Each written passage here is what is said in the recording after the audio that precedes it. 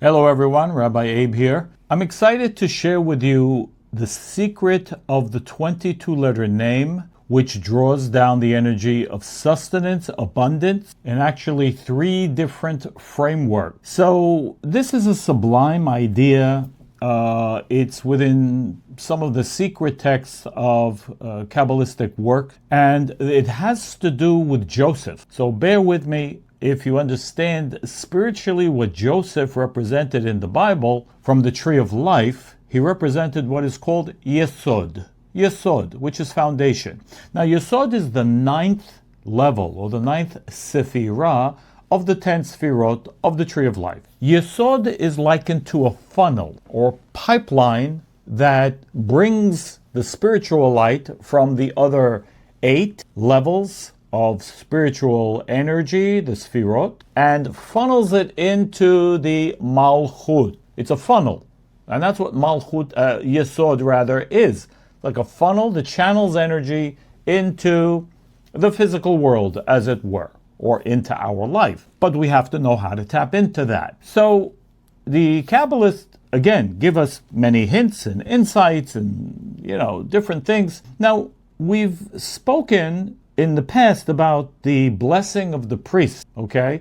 And if you never downloaded that, we have that download, which is in conjunction with this secret name, okay? The 22-letter name, which is what it's called. This name awakens, as I said, not only money, abundance, sustenance, also spiritual sustenance, but it also helps us open the spiritual gates for prayer. It also helps us draw down sustenance, abundance, and miracles and wonders. That's what we call it. Draw the energy of miracles. Yes, because miracles is a force of energy. Now, there's a flaw over here, okay? There's a danger in this understanding. And I'll tell you what it is, because if we don't understand the danger, we will never be able to draw that sustenance through this name, or at all. In fact, most of us don't know what the blockage is, very often, of the sustenance in our life, right?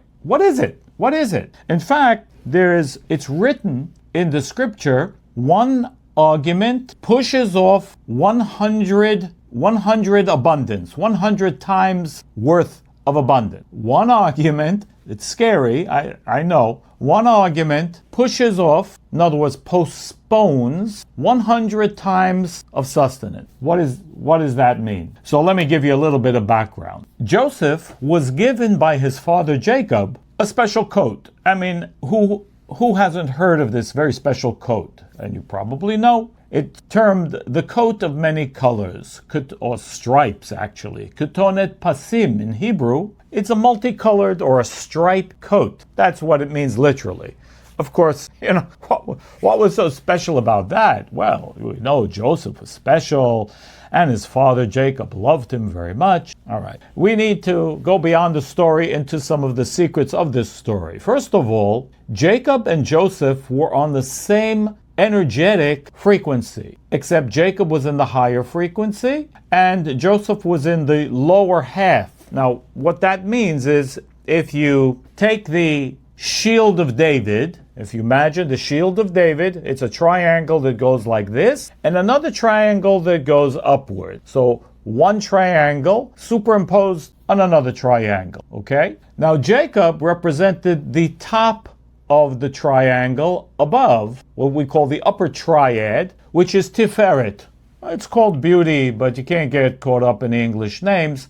Tiferet, beauty. Joseph was on the bottom point, which is again Yesod, foundation. Now, what does that mean? In other words, there's the higher spiritual consciousness, and then there's the spiritual consciousness together, which is closer to manifestation. Everybody today talks about manifestation, but we have to understand really, how do we manifest energetically before it shows up physically in our life? If it's money, if it's love, whatever we would like to manifest, it's all about a connection. It's not intellectual. We need to be connected to the source of it. How do we do that? Well, I'm going to tell you. So Jacob was on the upper half of the triad. Joseph is on the lower half of the triad, which means they have the same line of energy, Jacob being the upper half, Joseph being the lower half. And of course, the stories in the Bible mirror that idea. Jacob was involved more with, let's say, higher spiritual matters, overcoming his brother. He had to overcome fear. Jacob was very much involved in elevating the physical world into the higher realm of the spiritual world. And that's where we get the understanding that through Jacob, because his name became Israel, on and off, that the name Jacob represents nature, and Israel represents not a place, but a higher level of consciousness when we are able to go beyond our nature, as Jacob did when he wrestled with the angel of his brother who wanted to kill him. He had many fears. He needed to overcome himself first. And when he did the spiritual work, then it happened. It manifest on the physical level with his brother Esau. So rather than running towards him with all the negativity, 400 men, which represents all the negativity, his brother, instead of killing him, he kissed him with all his might. Jacob caused that to happen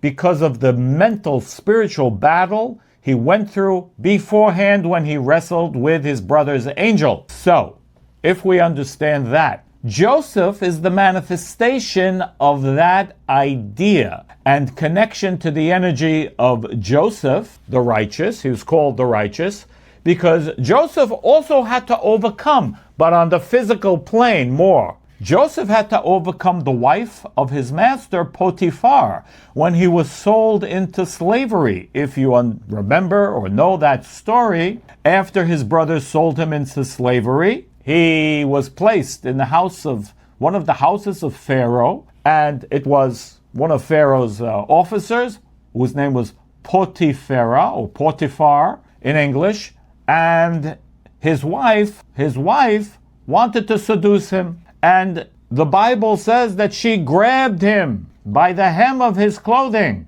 I won't have to go into details, do I? No, you can figure that out. The point is, in that moment of his highest desire, he ran away. Vayanas. He ran away, and he caused the miracle to occur. Now, of course, he was thrown in jail for a couple of years, but eventually, after he got out of jail, because, the beginning of his life was kind of chaotic. His brothers wanted to kill him. They threw him in a pit, and, whatever happened over there. Then he was thrown in jail, even though he was sort of in charge of the jail, so to speak. Eventually, he became second to Pharaoh, prince of Egypt, and what? In charge of all the money and the food, all forms of sustenance. That's what we want to connect to with this secret name, the 22-letter name. Why? Because what Jacob, his father, actually gave him wasn't a coat.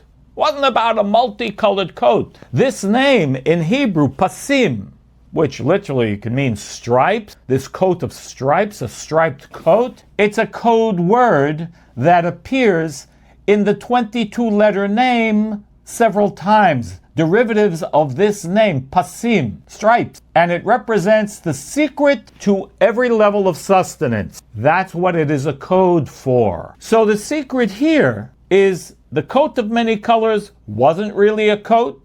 It was about the revelation or the giving over, the transfer of this power of all forms of sustenance that went from Jacob to Joseph, his son. And so he was destined, and it should have happened right away, to be the purveyor, the channel, the vehicle of all sustenance for all the nation, which he eventually was. But the Kabbalists say something interesting. The moment Jacob gave him this blessing and the secret name, it should have happened immediately. But it didn't. He should have immediately, become in charge of the money and the sustenance. It did not happen immediately. Why not? Now, here is another secret, and again, I'm hesitant because, it's going to make you think. Let's put it this way. And I hope it won't be too much of a shock. And I don't mean in the understanding of it, but I mean in the practice of it, because if we don't understand this, we postpone our sustenance, even if we were destined to it, even if we use the spiritual tools, we postpone our sustenance. Again, what does it say? One argument postpones 100 sustenance, 100 times sustenance. What is that about? Why didn't Joseph enjoy immediately the sustenance and the blessing of all the sustenance, money, food, everything in all of its forms? Because of all of the friction that he had between his brothers, because of the evil speech between them, and because of the conflict. The sustenance was postponed until after Joseph had to go through a lot of stuff. He had to go through a lot of stuff to cleanse off. He had to go through tests. He had to go to jail, right? A lot of stuff. Not easy. But after he passed it, yes, he became the vehicle for the entire nation, for money and for food. But not before. Now, where do we go with that? So obviously, we would say to ourselves, well, then we really have to be careful from conflict. Meaning, I'm not talking about positive conflict. I'm not talking about, discussions or, in a positive sense. We have to have discussions, sometimes confrontations. That's okay. But when it comes to speaking slander about someone, and it makes no difference if it's true or not, makes no difference. When it comes to listening to other people speak slander, whether it's true or not, makes no difference. When it comes to fights, I'm talking about real fights, like, and you want to shut the other person out, and you walk away, and you shut them out. You don't want to hear from them anymore. Maybe you don't even want to know them. Some people have a list. They cross them off the list. What are you doing? You're cutting off your sustenance. Scary? Yes. Yeah, it is scary. Because we do these things, right? We do have bad arguments. We do have bad conflicts. We do hear evil speech. We listen to evil speech. We speak about others. And what we don't know is we are pushing off sustenance that we are destined to receive. Now, how do we know that, by the way? How do we know that? The Kabbalists reveal another secret. Whenever in our life we have the urge to get angry and have a conflict, whenever we have an opportunity to speak slander about somebody, whenever we have an opportunity to listen, because it's so interesting, especially when someone starts the sentence off with, "Did you hear?" You already know, probably a trap. Get out of there. "Did you hear about so-and-so?" Run away. Why? Because if you are a willing participant in any of those things, you're cutting off your money, number one. But number two, you also know that this is an opportunity for you to actually make money. Yes, your opportunity to make money comes with the opportunity to get angry, with the opportunity to have a conflict and fight, with the opportunity to listen to slander or speak slander. You have an opportunity to make in this moment, to earn your abundance right now. What do you need to do? All you got to do is say, no. I'm not going to speak slander. Change the subject. I don't know what you need to do. You figure it out. Change the subject. Someone wants to tell you, no, you know what? I got to go. I don't know the way you need to do it diplomatically. Figure it out. Don't listen. Why? Because if you get out of there, you've earned your sustenance. You've earned sustenance. You will create money in that moment. When you have the opportunity to get angry and cut someone off and choose mercy over judgment in that moment, if you choose mercy over judgment, you are making money. If you're married and you have an opportunity to fight with your spouse, and I have to tell you, this is even more so, because it even says clearly, Rabbi Isaac Luria, one of the greatest Kabbalists of the 15th century, writes clearly in the writings, he says, when husband and wife fight, they cut off their parnassah, they cut off their sustenance, their money, they cut their money off. It's crazy, but unfortunately, it's true. It is true. It is true. So why?